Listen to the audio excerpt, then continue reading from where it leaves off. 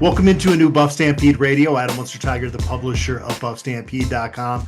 Joined by Matt Smith. And Matt, it's great to catch up with you. We did a preseason show together and caught up, catch up every time we get together as media members. And I always enjoy your take. So hopefully folks out there enjoy this podcast. How are you doing? I'm doing well, buddy. I'm enjoying a little downtime over the bye week. We get 2 of them this year. So I'm just, kind of realizing maybe they come at the perfect times, because this one I think is a pretty good time for where they got it. I think guys are a little bit dinged up, but on my end, I'm out of this humidity, and I know you're glad to be out of that humidity. Yeah. Well, Matt, I am glad that I could bring joy to people for all the misery I felt being down in that swamp. And for the folks that live down there and have gotten used to it, I don't mean to offend your hometown, but holy crapola, that was a different beast. How do people do that every day? I don't understand that. I mean, I wasn't, on the mat with the 3 count like you were with the humidity, but I was sweating pretty good. I don't know how people do that every day. Like I can still breathe in the phantom humidity. It's like you can't catch your breath. I was so grateful to get home and very glad. Every time I leave Florida, Adam, I say to myself, if I never step foot back in that state, it'll be too soon. Okay. You went out there early too. Did you get to do anything fun while you were out there? I waited out a hurricane. And then I drove out to the coast, got caught in the hurricane on Thursday, but I went to the opposite coast. I thought I'd be in the clear. It was the most intense rain that I have ever been in my life. You could not see, like the windshield wipers didn't go fast enough. And I'm going on the highway and I go, okay, well, I'm 15 miles from the coast and this is how bad it is here. What's it going to be like when I get out? So it was an instant Yui. I did go back out to the beach the next day. And then come to find out the local recommendation I got turns out to be like the shark attack capital of the world. So after spending 2 hours in completely murky ocean waters, I was fine. Had a great time, beautiful day, sunshine on Friday. But come to find out, I got out of there with my life, right? So is somebody out there trying to off you, Matt? I don't know, but the barber was like, "Oh yeah, this is a place you got to go." And then on Saturday night, I run into Brendan Mackey, who used to, who went to CU, son of Rod Mackey, and Brendan was like, "New Smyrna Beach, did you get in the water?" And I was like, "Yeah, for 2 hours, I had a great time." He's like, "You realize it's like the shark attack capital of the world?" And then a minute later, I went, "Hey, that's probably why it was so empty, huh?" And he's like, "Yeah, Matt, that's probably why it was so empty." So again, you can have Florida. I will. Any other beach location is over Florida for me. But I had to see the ocean, Adam. So yeah, had a little fun out there. Got a good beach day. Got a nice Buffs win. You really can't ask for much more from a CU roadie. It reminds me about, 15, 20 years ago, I was in San Diego and similar thing. There was nobody at this beach and me and my buddy couldn't figure it out. We were out there body surfing, having the greatest time. And as we're leaving to go back to the car, there are these TV cameras set up with people doing spots there. And we're going, that's strange. And we finally asked somebody and they said, yeah, there was somebody that was trained for a triathlon swimming on the water, an elderly man that got attacked by a shark and died this morning. It's like, why the hell was this beach not shut down? And no joke, years later, I'm watching Shark Week and they're talking about this attack and how this shark moved south down into Mexico, attacked a bunch of other people. And yeah, it is crazy when they don't give you a warning that there's real danger out there. I mean, what a serial shark murder. I mean, this shark needs to be, did they catch the shark? Is that what we found out on Shark Week? Eventually. Yep. Well, Thank goodness. I mean, we had to get this shark off the streets. I mean, the shark was doing too much damage. Yes, it is crazy. There was no warning. But again, you've got to know what you bargain for if you get into the water. I feel like off the continental United States, like anywhere off the continental United States, I feel like that's a risk. I don't think there's like a great swimming is better in like Hawaii. You know what I mean? Even though, there's sharks out there too, at least you can see the water. You can't see anything around here. Yeah. There's no clear water in the continental US. So yeah, I kind of like it that way. I don't necessarily need to see what's all going on down there. I don't know if it's the shark attack capital. I'd like to be prepared. Although, fair enough. Yes. So Well, did you enjoy Orlando outside of you probably didn't at all. No, No. No. No. I texted Brian when I got to the hotel parking lot on Sunday morning. I said, after the humidity hit me in the face for the final time when you walk from the cold AC to the hot parking lot, I go, okay, I'm done with Florida. I have hit my limit. I'm ready to go home now. And honestly, unless CU has some sort of road trip back to UCF for the next couple of years, I don't plan on revisiting that state, Adam. Not anytime soon.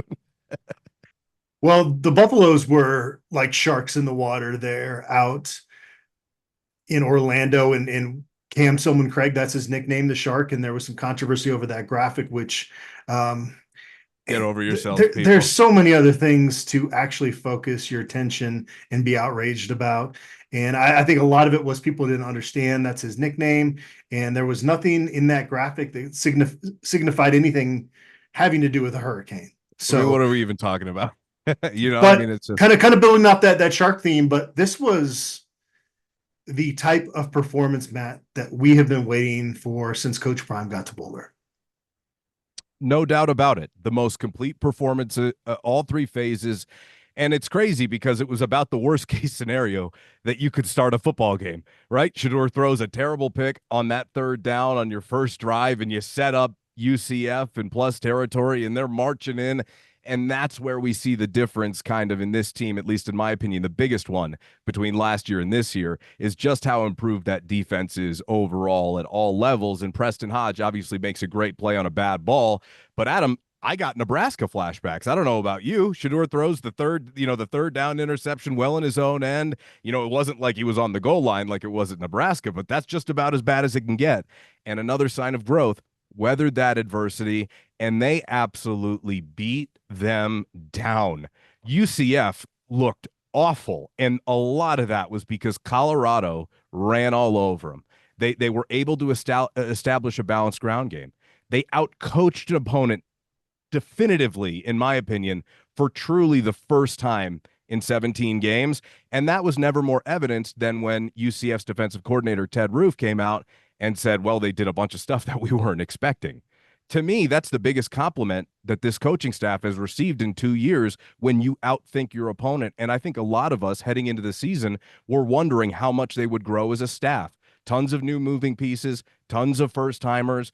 And I would say through 5 games, there's probably more cohesion right now amongst the staff than there was at any point last year. I think everything, as Coach Prime said after the game, is trending in the right direction, and I don't know how you can't be encouraged coming off of a performance like that.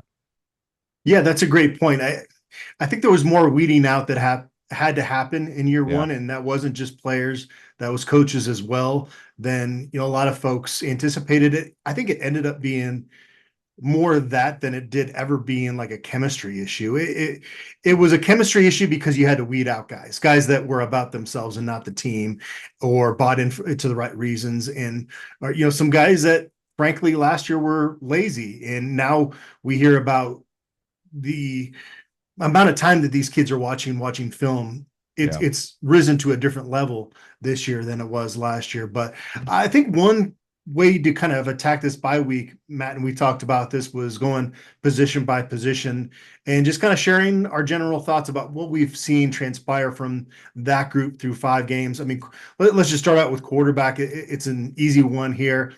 I would say Shedeur Sanders has been exactly what I expected, and maybe that sounds like a criticism on some level, or not giving him enough props, but it's really because my expectations were so high for him coming into this season. Is there anything you've noticed from him? There are times where maybe he's taking a few too many hits, maybe times when he's holding on to the ball a little bit too long, but at the same time, you say that, and then he'll spin her out of a sack and, hit a bomb 50 yards down the field. And so he's out there trying to make plays again this year, but it seems a little bit more smarter, just quite not to the extent of preserving his body for a 12-game regular season.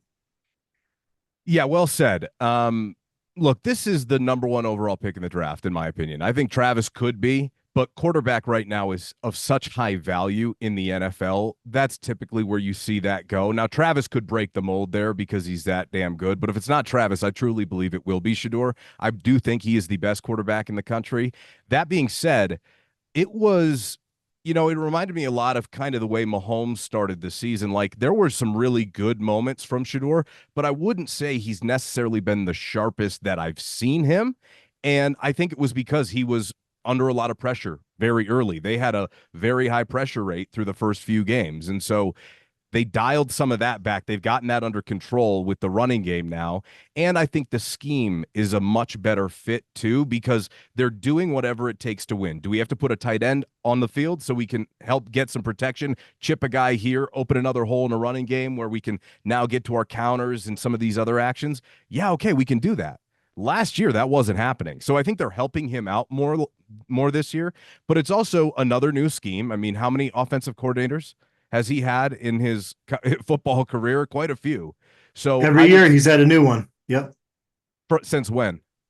His entire college career, Shador Sanders. Yeah. So this is what I'm saying. Like we're 5 games into a new scheme. So it would make sense that it hasn't looked perfect, but he's been outstanding. Like there's no other quarterback in the country that I watch on a week in, week out basis that's constantly airing the ball out and giving his guys a chance in a really good position to make a play. Nobody's doing that. He is, in my opinion, leagues better than everybody in the country. And I think it'll translate more to a pro system. So I've been very encouraged, but I also think there's a ton of room to grow because as you said, there's some plays where, okay, maybe he's looking for the 15 to 20 to 25 yard shot where, hey, let's take a 5 to 10 here, get a nice, chunk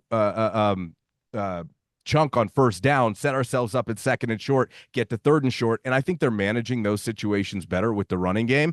And I think you saw that after the UCF game. Shador said to us, he said, there's some times when I just have to wait to see what the defense is really doing to me before I can take a shot like that.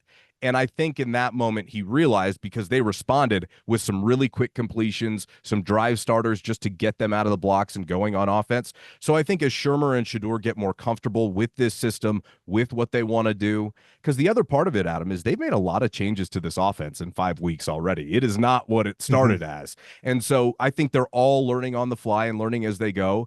And yeah, I mean, if you look at his numbers, he's the most hit, most sack quarterback in the country. And I think he's right now tied 4th in touchdown passes and 6th in passing yards.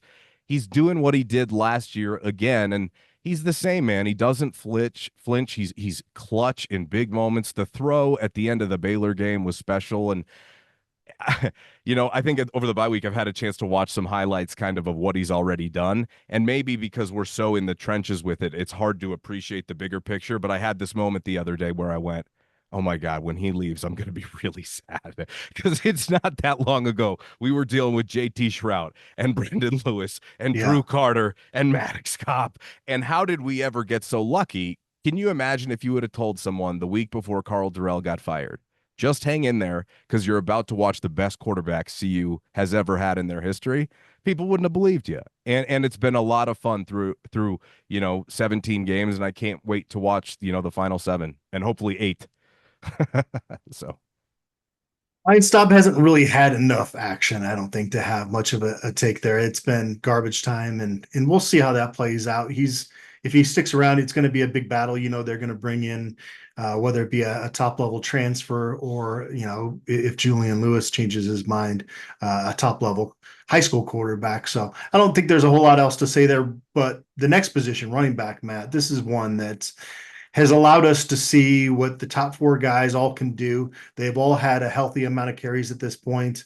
Have you developed a favorite in that room in terms of their potential or even what you see out of them right now?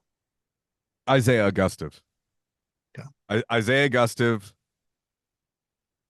Micah Welch / Dallin Hayden. I think that's where I'm at. He needs to get more carries. And I think he's learned from the fumble. You could see now when he meets contact, he's getting 2 hands right around the football. He's just got a burst and a home run hitting potential. I don't know that the other 2 do. I've been a little underwhelmed with Dallin Hayden, if I'm being honest. I know he's had the high ankle sprain. I don't see it with him yet. And maybe we get there with him. 11 carries for 33 yards the other day. He's made a couple of nice plays this year, but nothing to where I go, oh yeah, this is a guy who's earned the lion's share of the carries.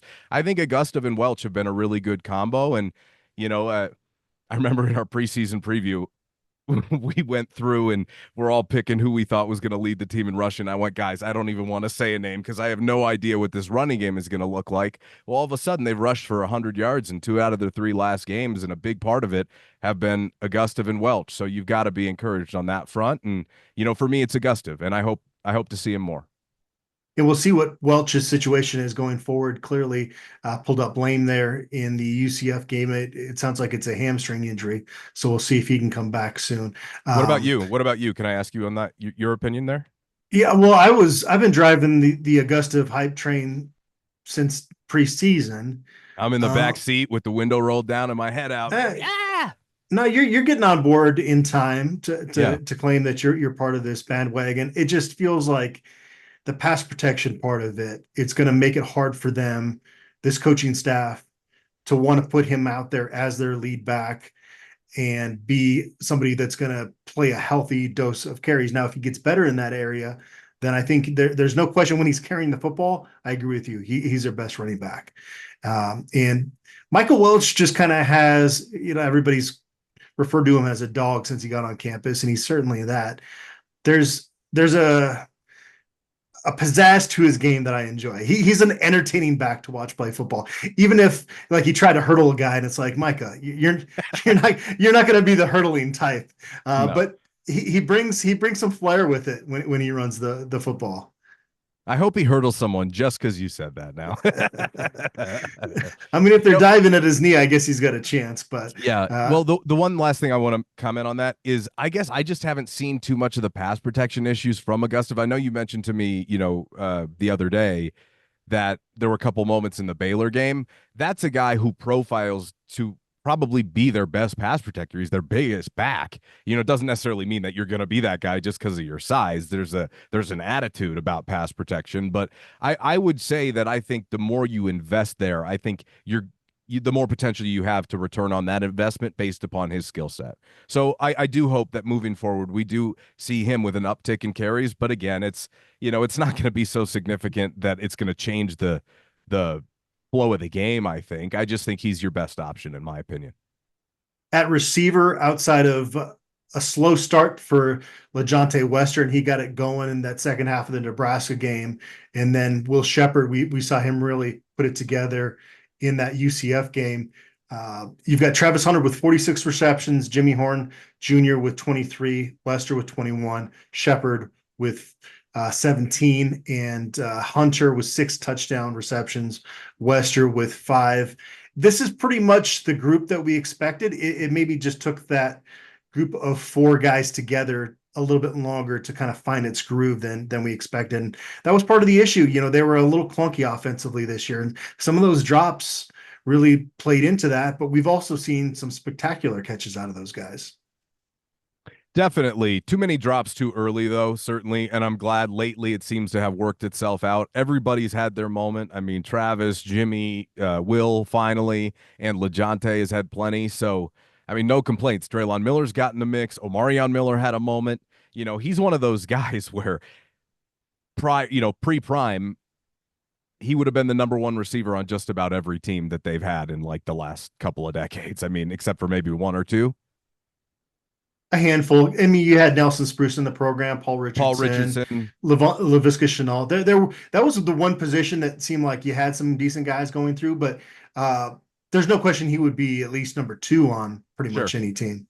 Point is they've been loaded and they've had a bunch of different contributions. You and I both like Terrell Timmons whenever he's gotten an opportunity. So, and look, we haven't seen a ton from some of their other depth, but they have other guys too, if God forbid they need them due to injury or what have you. So all told so far, I mean, I look around the country every weekend and there's some dudes in other places. I think they have the best receiving core. I'll put those 4 up against anybody in the country. Yeah. And just the speed we've seen with some of those plays from Western and Horn out of slot. You can tell the defender has an angle that they feel is going to be able to close on that tackle. And those guys just have unbelievable speed. And that's been something, I mean, again, not to bring up the past too much, but I mean, there's been eras where they're doing end arounds with walk-ons like Cody Crawford. And it's so fun to watch a Jimmy Horn take a 5-yard crossing route and just burst up field and get 15 yards. Just it's pretty incredible. And again, maybe it's something we're kind of taking for granted, just, exactly how much this roster has improved, and those receivers and their speed is a big part of that. No doubt about it. Jimmy has specifically gotten a lot faster this year too. I just think athletically more in tune.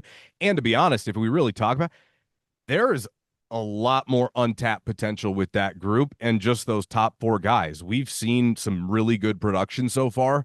I think there's a lot more that they can get done this year that will have people around the country in awe. And I'm really looking forward to it because, Jimmy had one big game. Somebody, in the comments on social media the other day, well, why isn't Jimmy getting the ball more? And I said, that's the thing. When you've got 4 NFL guys as starting receivers, it's going to be somebody else's day pretty much every single game based upon each play, what the defense is throwing at you, what the matchup is, what the game plan is. And so the one thing I do have to credit is all of those guys in their last year of school, for the most part, being willing to sacrifice for the greater good. That's when you've got a really damn good quarterback, A, because they all want to catch passes from him, but B, you've got an unselfish attitude as a team, and I think we're starting to see that bloom more this year than last year, certainly.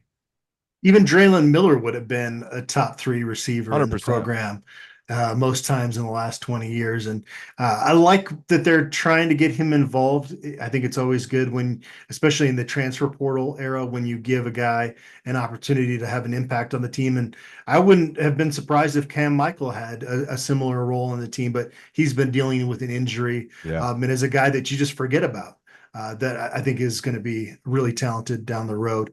We just haven't been able to see him this year. At tight end, Savell Smalls has come on here. He's had a catch in each of the last 4 games. We saw a lot more 11 personnel in the past game. We saw quite a bit of it even in the Baylor game after seeing very little tight end action the first 3 weeks. And I think it's more of a serviceable type position for this team this year, but being able to open up the playbook with those guys, as we saw in that UCF game especially, is something that's really going to help them here after this bye week going forward this season. Having the tight end in the fold has made an enormous difference, just an enormous difference for this team in the run game, being able to use some of that pre-snap motion, to use Joe Klatt's word, to put the defense in conflict, right, and make them guess.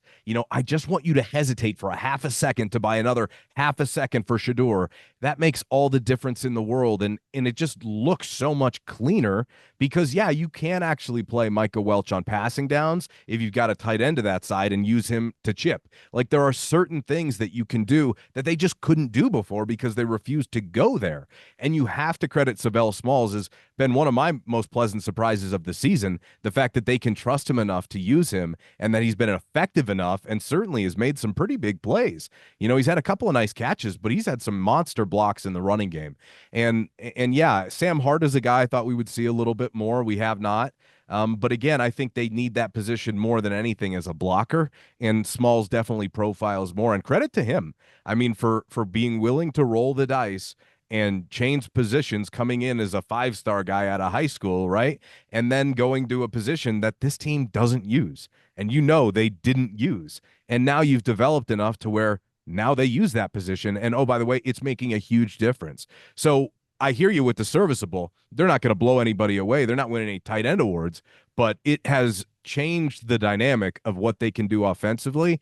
And Shermer made a comment the other day where he said that he went away from some of his tendencies, against Central Florida, and they did go to more 11 personnel. But, he said, well, we're primarily a 10 personnel, team.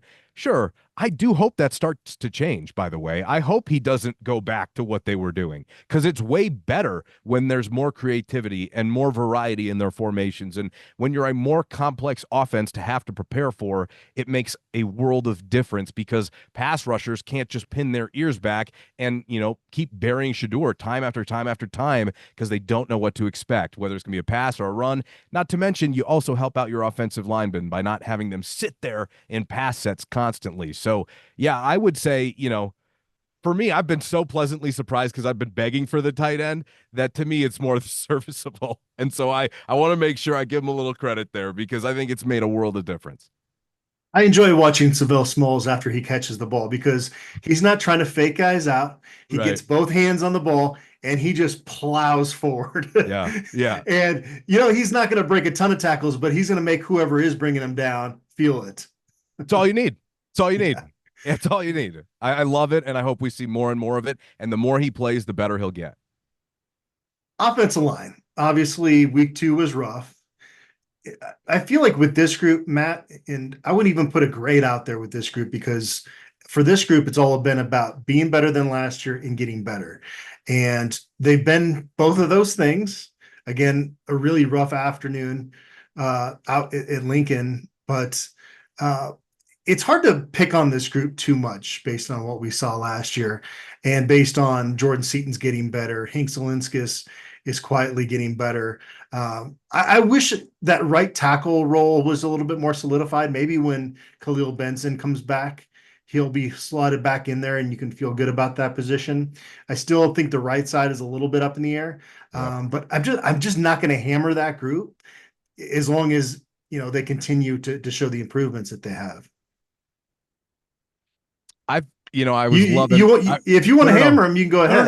No, I was laughing because, you said Hank Zielinskis is getting a little better. I think if William heard you say that based upon his take on Hank Zielinskis the other day, he'd be like, you weren't listening, Adam. He's the best center in the conference.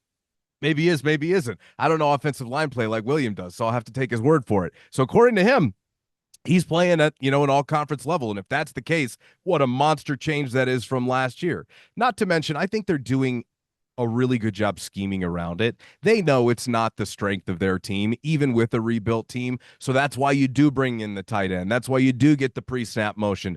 That's why you run the football more to try and help those guys out. And so from a coaching perspective, I think they're doing a lot more this year to actually help that group. Not to mention, I think it's a better group. You brought up the right side. They don't have a right tackle yet. I think that's why we saw Phil Lodeholt down in Mobile with Carty Smith trying to get him flipped from SC or whatever, right? So, that's a guy that could profile potentially as your future at that position. So, yeah, Philip Houston is not, I don't know if he's the answer there. Tyler Johnson, I don't know what the situation or the story is there. That's a guy that's played a lot of snaps in college. We expected to see at some point. I know he's been banged up a little bit, but I don't know what's going on beyond that. Coach Prime said he's coming on, but I guess, maybe he factors in later in the year. Justin Mayers, I think, is probably the surprise so far. The fact that he's been taken out of the rotation. I had a bunch of people tell me before the season that they felt like he's a potential NFL guy. So, and that's not on the staff. That's from like across the country. Other coaches who were trying to get him into their program, they thought he was going to be an NFL caliber guard. So clearly moving Tyler Brown back to his natural position at left guard, I think has made a big difference for them as well. And Jordan Seaton, man, I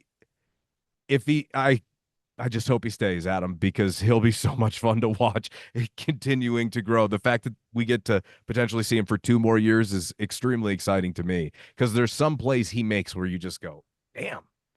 Like he'll just drive somebody into the ground in a way that we haven't seen any linemen at CU do in a long time. So all told, I think that they are grinding it out. They're understanding more what they have as far as a personnel grouping. Getting Benson back is going to help. And look, as long as you keep adding W's, it's going to be hard to complain too much unless Shador's just getting killed. And we probably just need to stop thinking about Tyler Johnson at this point, right? I mean, if he was going to have a role on this team, I think we would have seen more signs of him being part of the mix. And he didn't travel with the team out to UCF, and it's just hard to envision. I mean, Kareem Harden stepped in there. Yeah. And it's one of those guys that, gosh, I have a lot of, got to give him a lot of credit just for coming back after how much that offensive line was criticized last year to come back and be part of the mix and work his way in there. So, it's a work in progress, but, it just, the bar was set so low last year. I'm not going to hammer that group more so than what we talked about there. Defensive line, you've seen that rotation as deep as we expected. They've had some injuries and generally I think I would give that group a strong grade through 5 games.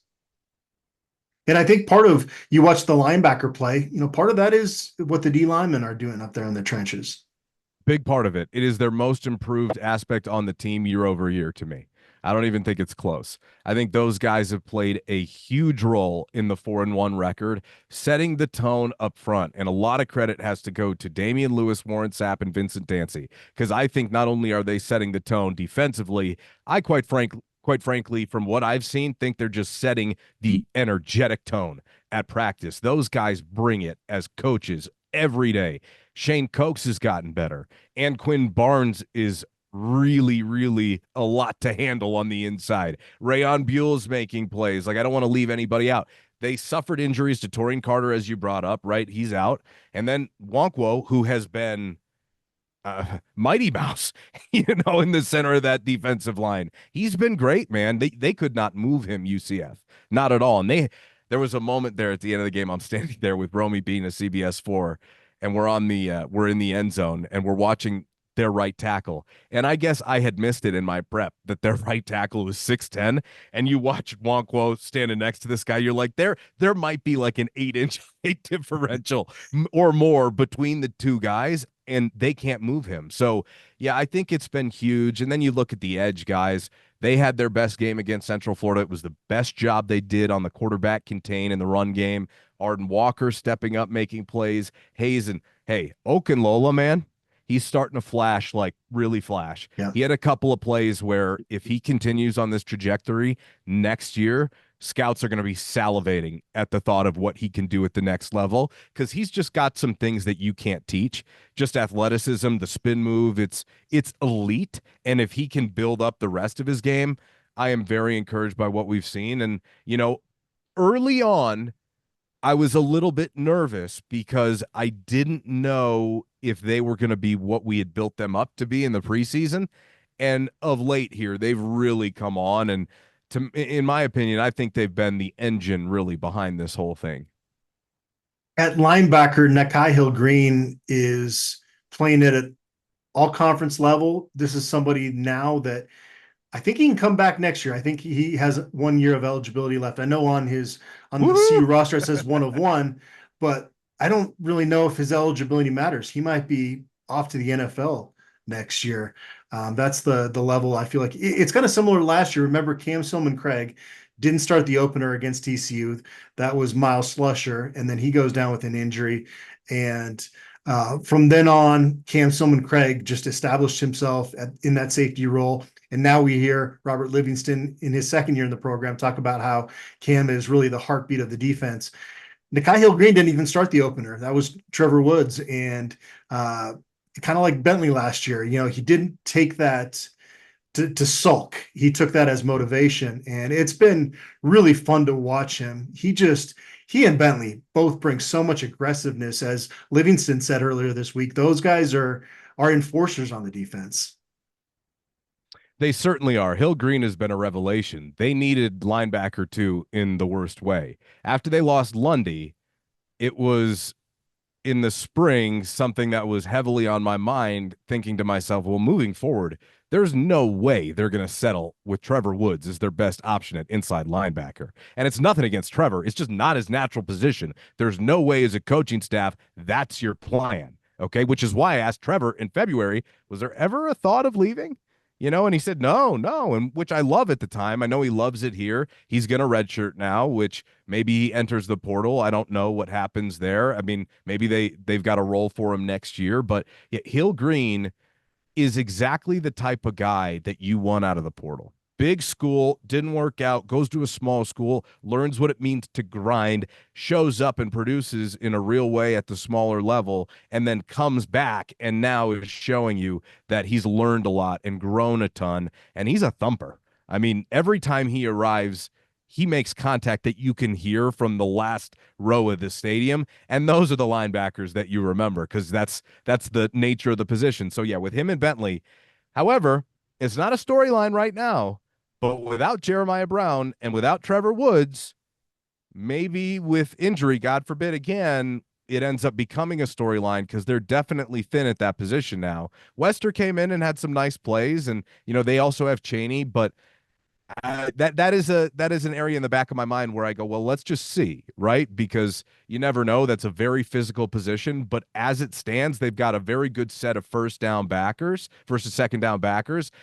without Trevor, that was a key piece. That's like Mhm. a really versatile kind of a luxury piece. And you could tell, I think, in Coach Prime's interview on Nightcap, you know, I think that they made that decision with the intention for him to stay based upon some of the stuff that they said, and maybe for both of those two guys, but you never know. I mean, it's all up in the air right now. And for Trevor, maybe he wants to lose the weight, go back to his natural position and transfer. Who knows? So as it stands, not an issue, but let's just see as it goes on, because there's a bunch of really good running backs they still have to deal with. Maybe when Shiloh comes back, Carter could kind of play a little bit Maybe. closer to the box, or you put Shiloh in that position. I don't know. I would They've be got interested to see Shiloh there. I would be interested to see what he could do there. yeah. But I'm glad you brought up Jalen Wester, because I was really concerned about their depth at that position going into that UCF game after we found out that Trevor Woods and Jeremiah Brown were going to redshirt. And he almost forced 2 fumbles. He did actually force 1. And definitely, he's not a big guy. He's a small linebacker, but he plays with a lot of aggressiveness, and I understand it was at FAU, but he was one of the highest graded linebackers in terms of run defense last year in the FBS ranks. So that was a good performance to see out of him. I think when you kind of look at guys that need to step up, seeing that performance out of him was a good sign out in Orlando. Cornerback, I mean, the fact that they can put these guys on an island and really not just feel like fear. they deserve a round of applause, don't you? Yeah, I mean, they're so good. And they haven't been perfect, but when you're playing the type of defense and coverage that they are, like, the performance they've had through 5 games has been fantastic. We've seen some really good corners here who could not play this type of coverage and sit in man-to-man as much as they do and make such an impact. DJ McKinney, okay, he got beat on a deep ball, and maybe he's had one other bad play, but I can count him on like one hand. He's just been rock solid. Preston Hodge, before the year and throughout the summer, I told you I felt like he was going to be a star. That's translating. He's, in my opinion, a top 10 corner in college. I think he's a stud. Everything he does, he makes plays in the run game. He's got great hands. He never really leaves his assignment. He doesn't get burned like that. He's a great player, man. And then, they got this guy, Travis Hunter, who's, pretty damn good too. So outside of that, though, Colton Hood has quietly been solid. That's a depth piece where Adam, I mean, last year they were struggling to find their second corner. Yeah. So the upgrades alone after, I give all the credit to the defensive line for being the most improved position year over year, but it might be cornerback. It might be cornerback, because I really do believe, and we told you before the year, that they have 3 NFL corners on this team, and that is translated. So how could you really have too many qualms about that? Now, I will say we haven't seen any dynamic passing attacks, and quite frankly, I don't know how many of them are really on the schedule. So we might not really see that, but so far every box has been checked by that position group. Most cornerbacks have a little bit more of a cerebral nature, based on my experience, more kind of technicians at that position. Colton Hood, he's a dog at that position. Every time he comes in the game, he's flying around like a bat out of hell. And I mean, a couple times I feel like he might have been able to get penalized because he's still yapping at the other team after the whistle. But it's clear when he comes on the field, he's trying to make an impact. And I really like what the future looks like for him. I like that, because you can get away with that because everybody's eyes are on 12, because even the refs can't take their eyes off of 12. Yeah. That's the thing. So you get away with a little, maybe, after the whistle. No, I think he's had a great impact. And at some point, maybe next year, but I know his brother will get involved in the backfield as well. Brandon, I think conditioning has maybe been a part that they've been working on with him, seeing some of the well-off media content, but I know he's got something for us too coming in the future. Yeah. But yes, Colton has been really good. I think they like him a lot too. Like, I think that he's a good locker room guy. He's one of those guys that you like to have in the foxhole with you. So altogether, I mean, I'd give an A to that room.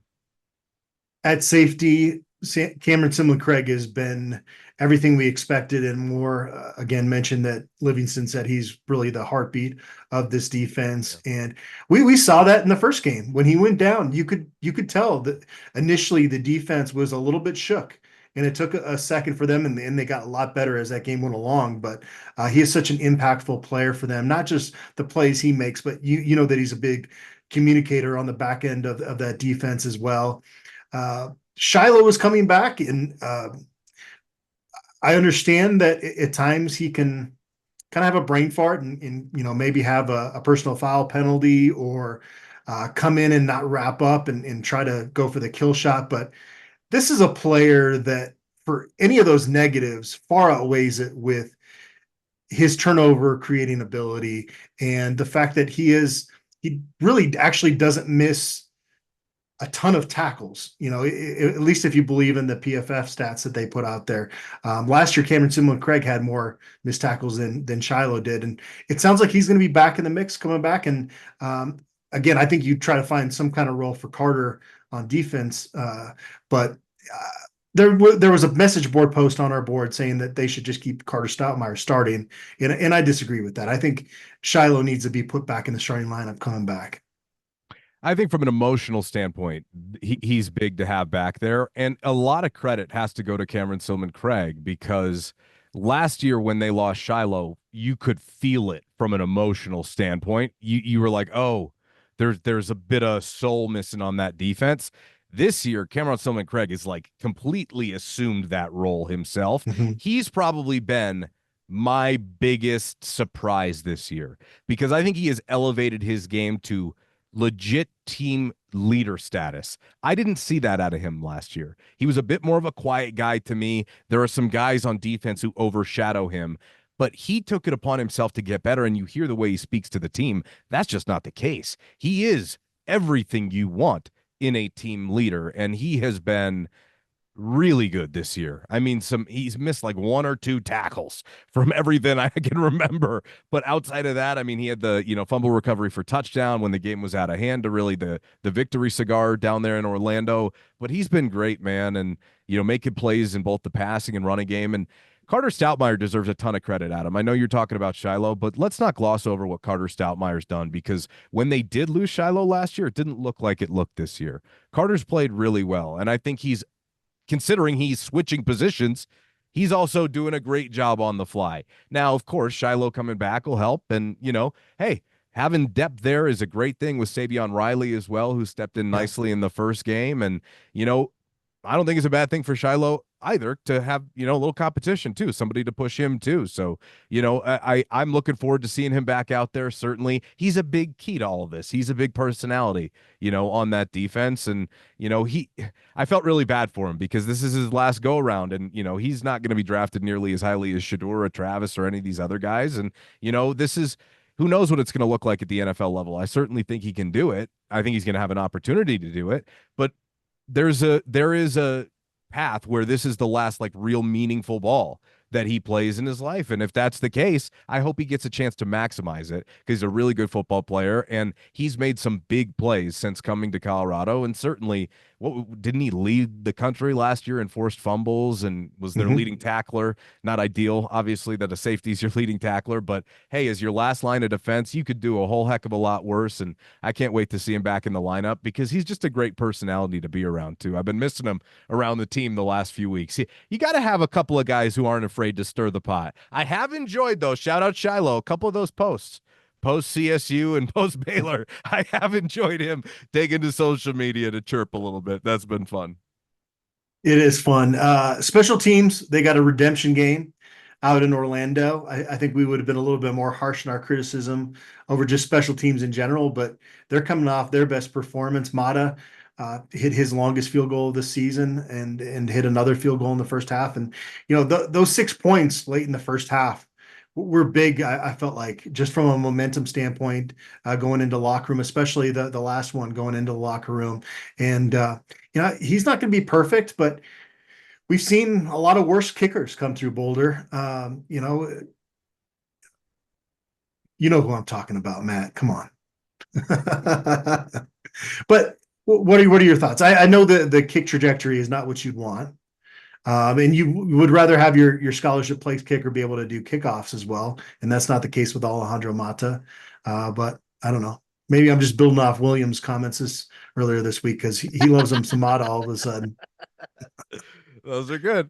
That moment at the end of the first half was my favorite part of the game. That was the part of the game that showed that the coaching staff is growing, that the team is growing to execute in moments like that. That was the best end of half situation since they've arrived in Boulder. And it was a big relief off of my shoulders because it's like, oh, you don't actually have to take a shot to the end zone here. You don't have to try and that's going to silence all the crap. The people who say that they're stat patters and they're this and all they care about is giving no, none of that is true. They're running the ball more. They're taking field goals, 2 of them instead of shots at the end zone. And Coach Prime said that was his call, that they were actually going to take a shot, and he said no. He kind of vetoed the situation, which he said he tries not to do too often. But it was Coach Prime that decided to change things up. They got that short dump off to Micah to get them within range. And yeah, so again, dispelling rumors, I think that was a good snippet to kind of point to. 100%. We haven't gotten to that position group, the coaching position group. I hope that's at the end because I got some thoughts there too. But specifically special teams, look, I mean, they did fail in the offseason. They should have gotten better legs. Let's just call it what it is. That would have been an easy one to check off, and they didn't. And so now you've got to live with what you've got.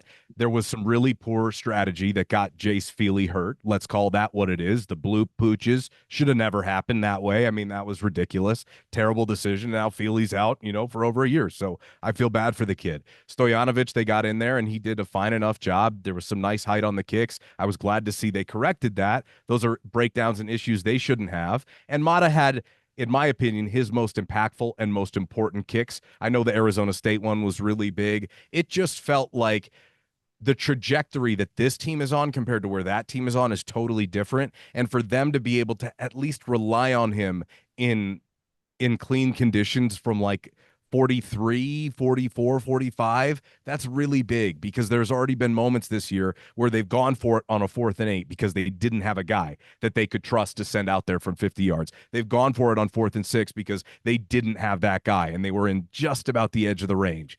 So I would say they're working the best with what they've got now, but it doesn't kind of absolve that was a glaring oversight, at least in my opinion. And there's something to be said for allowing guys to develop, but let's just call it what it is. Even last year, it wasn't good. So I hope it continues to smooth it out because with a team as talented and with the potential as this one, it would really suck if you lost games because of it. And you almost lost the Baylor game because of really a couple of really bad, broken down coverages and then some questionable special teams decisions. So look, Adam, good UCF game. Let me just put it that way. I can't really say more than that because I don't want to lie to you.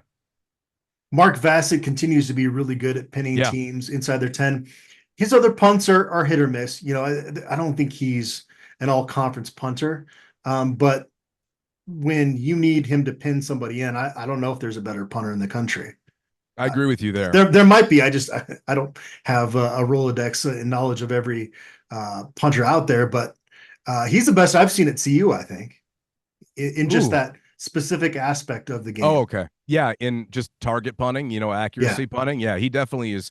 He's great. Whenever they're around the 50, I feel pretty good. If that's where they're punting from near midfield, if it's from much further back, I think to your credit, that's an odd thing though, isn't it? Maybe it's just because he doesn't have the biggest leg in the world, but he is accurate and I like Mark a lot. So, no complaints from me. They're all really good people there in the special teams units.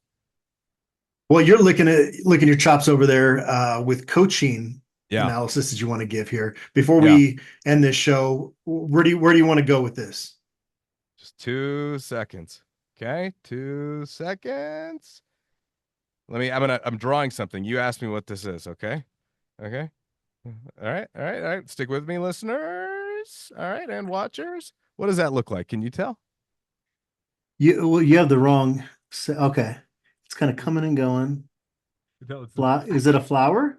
Oh, I'm giving Coach Prime his flowers, baby, because he is getting better. Okay. I have to. It was my biggest question heading into the year about this staff. Like I brought up to start the podcast, they've got a lot of really special talent that we haven't seen in Boulder, but I thought last year it was just really clunky, the process of operations. To me, there's a different intensity. There's a different focus. I think some of these guys are a much better fit. Robert Livingston has been great so far, and what a wonderful person he is. Pat Shurmur and Shedeur really do have a better relationship. The tablets, okay, the mic in the headset, that stuff, him having the experience with that makes a difference, because Shedeur is also now using the tablet a ton. I imagine that Pat helped really get him comfortable with that, because Pat's familiar with that. And Coach Prime, I watched him because I couldn't sit in the press box, okay, at UCF. There weren't enough seats, so I was down on the field. I was watching him really closely. That timeout in the first quarter, bam. Hey, most coaches probably just roll the dice there. He was on it. He had his finger on the pulse. And I think he's pushing the right buttons right now. He did a great job of getting everybody. The messaging is right. He's done a really good job of building the us against the world mentality, right? Even if he's had to kind of manufacture some stuff here or there, I think he's done a great job with it. And that's cool. That's what it's supposed to be. You're supposed to have a coach who's the general, who rallies the troops. And I think he's done a really good job of that this year, while kind of letting some of the other stuff go and making it about the football. It's been so football centric, and I think he does a really good job delegating, but I think there's probably a little bit more that at least I've seen that's hands-on, that he's not letting go if he doesn't like this year. And for me, I just think there's a different attitude to him. He's not engaging in any of the other stuff. It's all about the ball, and he knows that if the wins come, so will everything else. So let's get the wins. And I just want to give him a lot of credit, because, first of all, I like the man a lot, okay? I think he's a really good human being. But my job isn't to be in his fan club. My job is to analyze how he does his job. Now, he knows more football than I'll ever know, or forgotten more football than I'll ever know, excuse me. The point is, the strategy of the game. There were 101 basic stuff that wasn't happening. Why aren't you running the football? Why aren't you managing end of halves well? Why are you trying to run the score up? Why are you trying to do this? He is dialing in himself, and I really feel like we deserve to give him his flowers. And Stephen A. the other day talking about how if they stay on this trajectory on First Take, that he should be in the running for Coach of the Year. Absolutely should be. I think he's doing a wonderful job right now, and I just want to make sure that I can say that vocally, that the reason I'm encouraged moving forward is because I think they're getting it more and more and learning more and more. And that's the exciting stuff, because as the year goes on, as the months get later and the temperature gets colder and the games and the stakes get bigger, you need guys on the headset who are ready for the moment too. And I think he is more this year now as he's learned. And I'm really enjoying watching it come to fruition. The funny thing too is, Matt, had he not been named Deion Sanders and you looked at his resume just from a coaching standpoint and came in, you would have had so much more patience with him early on. And I think there would be more people that would be pointing out just exactly how much better he's gotten as a coach in year two. But it's because he came in as Deion Sanders and had these expectations, some of which, they put out there themselves. Okay. That's a big part of it too. Let's it is. That. But just from a second-year coach being 5 games into their second year, this is all stuff that would be rainbows and butterflies for a normal coach in this situation. But yeah, the fact that Paul Feinbaum is on board with Coach Prime now, I think tells you all you need to know about in terms of what they've done this season, because I don't think he really deserves to be able to join the bandwagon, but it tells you how impressive, that UCF game was, that it really has caught the attention of people nationally, now more so when, I still think there's going to be a general amount of skepticism about this team until they, get ranked, and if that happens after Kansas State or at what point this season. But I agree with you. The Robert Livingston hire, frankly, didn't make a whole lot of sense. No. And it looks like a home run. Looks like a home run. The Pat Shurmur hire, maybe it made a little bit more sense because of his relationship with Shedeur Sanders, but and that's still a little bit more of a wait and see. But just based on what we've seen the last couple of weeks, I've been pretty encouraged there as well. And even Phil Loadholt, I feel like he's had a good pulse of that group, and it would have been really easy to overreact or lose that room after the Nebraska game. And I felt like whatever buttons he pushed that week, was exactly what that group needed, because we've seen at least them maintain confidence. That was the issue I had with last year's O-line. It's they had more talent than their production. You know, Savion Washington's a good right tackle. Jared Christian Lichtenhand's doing pretty good. Excuse me, at Oregon State this year. There were pieces for that group to be a little bit better than they were last year. Want some water? I'm good. I got my sparkling water over here. But I've been encouraged by him as well. And Damian Lewis has done a good job with that defensive line. You've got Sapp, who's kind of a wild card coach there. It's funny because Charles Kelly, I thought his head was gonna explode at some point last season. Robert Livingston is much more calm, but I don't know if you notice when they have a false start penalty on defense, an offsides penalty on defense, Warren Sapp loses it almost every time. You can tell that is one thing that he just does not accept. But yeah, this was a good staff they put together. We even heard some praise for Kevin Mathis from Livingston, that he's kind of their red zone guru defensively. Coach Flea's taken a lot of flack, but generally it hasn't really been the running back that's been the issue. It's been the fact that they don't call running plays or put up a scheme that's going to allow them to have success, or the offensive line play in front of them. So this is a pretty good coaching staff that they've put together. And I just want to make sure we acknowledge that, because there's a lot of people that, are defensive about that. And it's important to note, because they deserve their flowers. They do. Now, that being said, to use Coach Prime's line, fan only blows when you're hot. You got to keep this going, right? You can't fall back. You can't regress. It's got to be a singular focus. And I think they've done a great job week to week to week, not getting ahead of themselves, not looking at the stuff right now that doesn't matter, individual awards, whatever, what somebody says, whoever. They address it in the room. They deal with it in a mature way, and then they go out and attack it. And, you bring up a Shermer. The one thing I was encouraged about with Pat at the end of last year is there were moments where I felt like he demonstrated an ability to adjust that Sean Lewis never did. We saw some of that tight end tackle eligible stuff, right, where Hank Zelinskas ended up playing tight end last year after Shermer took over, just to somebody, please give Shedeur a hand. Well, Lewis never did that. And we saw some more adjustments, and he had a great game plan, I thought, for Arizona for the most part, and for Utah last year. And we're seeing an ability by him as well to adjust, because I think the Nebraska game plan wasn't great, but I think they bounced back with some really good ones following that. So now, again, with the offensive line specifically, what does it look like when you go against better teams? UCF only had 1 sack in 3 games against a couple of nobodies and TCU. You gave up a couple of sacks to them. Okay, whatever. I still have questions there. And again, they haven't proven everything, but this is just how impressed I've been in the process, okay? They matched last year's win total. They have 7 games left, and they need 2 for bowl eligibility, but everything else is on the table right now, and they've earned that right because they proved enough.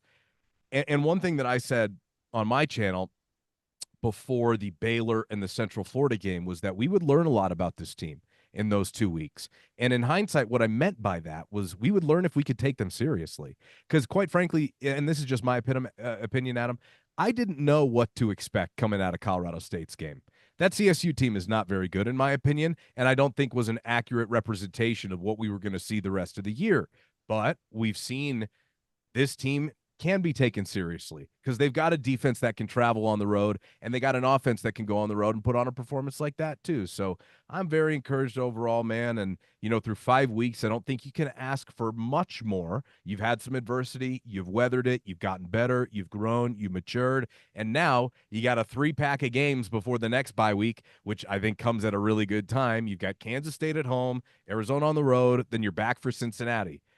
You can go 3-0 there by going 1-0 every week, but you can go 3-0 there. Then we're looking at a whole different situation coming up at the next bye week, which would be really exciting. But the way you get there is a game-by-game approach, which I know they are. This is another big test for the coaching staff. Kansas State also has a bye week to prepare for you as well. You just out-coached Gus Malzahn. Now you got to do Chris Kleiman, who's a damn good football coach himself, who comes from, oh, by the way, not so different, kind of upbringings coaching-wise as Coach Prime does, if you think about it, right? At the FCS level. Didn't he come from the FCS level down there? Had Yeah, some success down there? he came from North Dakota State. He won That's 4 right. FCS national championships over a 5-year span, and so it is a big part of that history that we talked about with the Bison going into that season opener. Yeah, Right. he's an excellent coach. Excellent coach. So you got to scheme around that staff and try and outthink them and out strategize them. And I can't wait to see it. I love that it's kind of going to be a late start. I know a lot of people are down on that, but it's going to be popping in Boulder next Saturday night because it's going to be a night game. They won't have been home in 3 weeks to play in front of fans. And the temperature and the weather right now is amazing. So yeah. I'm only disappointed that we don't have a game tomorrow, quite frankly, because it's so nice right now. But outside of that, Adam, I am very encouraged based upon where they're at right now, while still cognizant that, quite frankly, Colorado fans are going to be the most excited about the 4-1 start. It's going to be these next weeks that get everybody else excited. What you do potentially in the next few weeks, you've got everybody here locally bought in now and believing. So now you got to go prove it to the rest of the country by beating some really good teams and, continuing this success. And I think they can do it. I do. I based upon where we've been, I haven't known what to expect from them game in and game out. I don't know that I'm there yet where I can say, oh, this is it. But they have gone a long ways to start building an identity, rushing for over 100 yards, 2 of the last 3, balancing the attack, defense traveling. I mean, what have they held opponents to this year? Scoring wise, like 20 under 25, right? Yeah, they are. Hold on one sec. The point is that you've got a defense, I think, that you can bank on. That is for real. As long They're as giving up 23 points a game. Shoot. After last year, sign me up for that all day, every day, and twice on Sundays. So I've been impressed, Adam. How about you overall? Yeah, no, it's kind of the opposite of coming out of the Nebraska game where you're fighting the urge to react to the negativity. After the UCF game, it's not like I'm fighting the positivity, but it's like, okay, this is the performance we've been waiting to see. Now they have a bye week. They have a ranked team coming to Boulder. If you can duplicate that, then I agree that it becomes all the possibilities are there for you as a football team. You do want to see that carry over from last game to this coming game. But it is a Big 12 that I thought that was overvalued in terms of some of these teams, especially when Cam Rising goes down. All of a sudden now you're talking about a conference that is completely wide open. I think it's Iowa State that has the highest percent chance FPI wise, with Colorado number 2 right now. And those percentages are going to change, not necessarily with Colorado and Iowa State, but just all those teams in the top half of the conference. It's going to change week to week because we're going to see some crazy results. We talk about Kansas State coming to Boulder. Nobody saw what BYU did to them coming. Nobody saw Arizona, even without Cam Rising in the lineup for Utah. Nobody saw that, that game going the way that it did, I don't think. And so it's going to be riveting football down the stretch. And I picked 8-4. I still feel really good about that prediction at this point. But again, it's trying not to overreact to everything all the time. Whereas I know that fans kind of ride that roller coaster a little bit more, and I try to temper that a little bit. But I'll tell you what, going into the bye week, that performance, it was great for us. I feel like to just kind of have this positive outlook on things, and certainly for them, it's a different animal. It's not getting too full of yourselves because we saw what that did to them last year. But I just think this is such a different team from a mental makeup standpoint than the one that gave up that 29-point lead and couldn't bounce back last year against Stanford. I just don't see this as a mentally weak football team. And if anything, a really mentally strong team, because the guys that have been in the program now experience that. They're not going to let that happen again. And, they're kind of used to all this intention now. I feel like most of the guys on this team, and it really doesn't phase them. It's partly why I think when a Cam Newton comes up to you pregame, it's like, get out of my way. I got my routine. They're not in awe over anything. I don't think Shador or Travis ever were, but this is a football team that has the makeup that it didn't have last year, because again, I think there was more weeding out that had to go on, and there just is no way around that when you're having to rebuild an entire roster. So it's hard not to be super optimistic. I agree. I just staying, week by week by week by week. Still got to prove some stuff to me, certainly, that, hey, you can be consistent with this and you can do it against better competition, because I do think the price of poker will continue to go up. But I did not have on my bingo card that they would make UCF look like a team that didn't even deserve to be in the discussion with them, which is kind of what they did. Now, UCF beat themselves at some opportune moments, some bad penalties, but, this is one where Colorado, I mean, they've been on the other side of some of those breaks. And, because of that, I think they've learned. And I love the point you brought up about mental toughness. I think they're mentally tougher than last year. And you need that now in October and November. And certainly if you're playing football in December and past that. So, Adam, all told, for me, just keeps ticking up and up and up, buddy. Like there's a really good sense. And yeah, I don't know that you and I are even fazed by the attention anymore. I mean, it is so fundamentally different than everything I've done in my career from a coverage standpoint and a visibility standpoint, just because of the interest level in it. But it doesn't faze me anymore. And I wasn't sure if that was going to change, but it's totally changed. Just, it is what Marcus Jordan. Brandon Marshall, Michael Irv. There were 5 Hall of Famers on Colorado sideline last weekend. Devin Hester ran out with the team. That was the one cool. From growing up in Chicago, seeing Devin Hester out there, that was a cool moment for me. But anyway, the point is that this is and it's going to get crazier. I'll tell you, selfishly, maybe the one thing that I would like to see, and I think the only way they get it, okay, and this is again selfishly, and I don't want to get ahead of myself and whatever, but I think it would be Utah would be the only chance they probably have to get game day again. I'd like game day again. I would like college game day again, because I don't know if they're going to have it next year or in maybe the next couple. So I'd like to be able to capitalize this and plant this flag.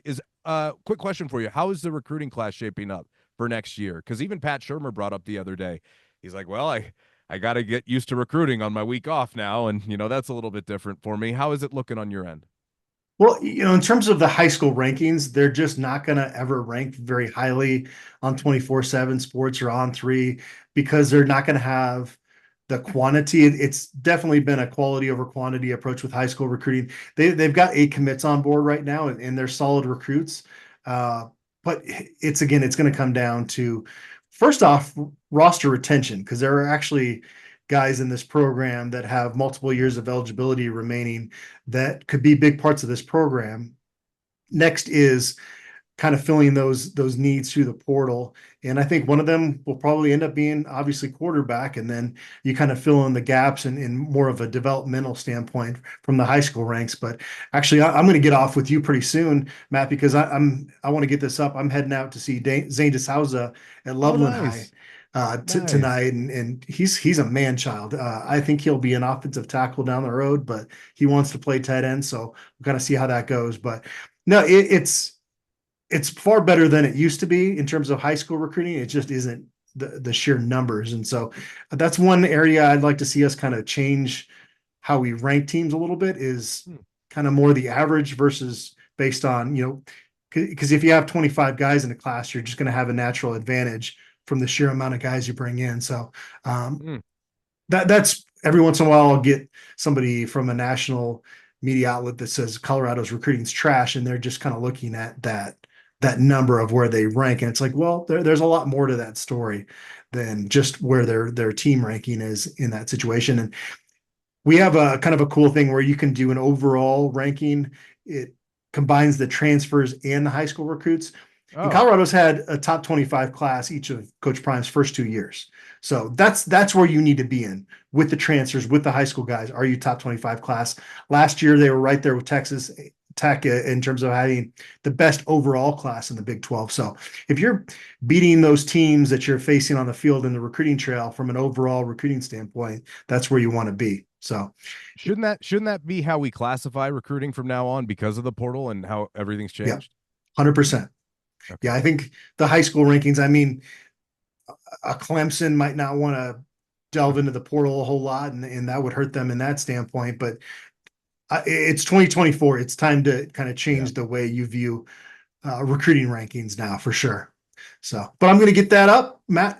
The bye week, it was great to be able to catch up with you. Yeah, buddy. I hope you're able to find some time to do something enjoyable over the weekend before we get back to the grind next week. But that UCF game, definitely, it's not that I was drained or anything, but definitely rejuvenated. I think a lot of people around Boulder, just in terms of the excitement that performance created. So it was fun kind of going position by position with you. Electrolytes were definitely drained from the UCF game. Yeah. Had to get one more in there, Adam. In fact, you know what? just a little UCF memory for where Adam's at, Yeah, Brian, it was really good, and I just can't wait to get it. I just can't wait. All right, buddy. Thanks for having me on. All right, Matt. Thanks. Appreciate you, and I appreciate everybody out there for tuning in.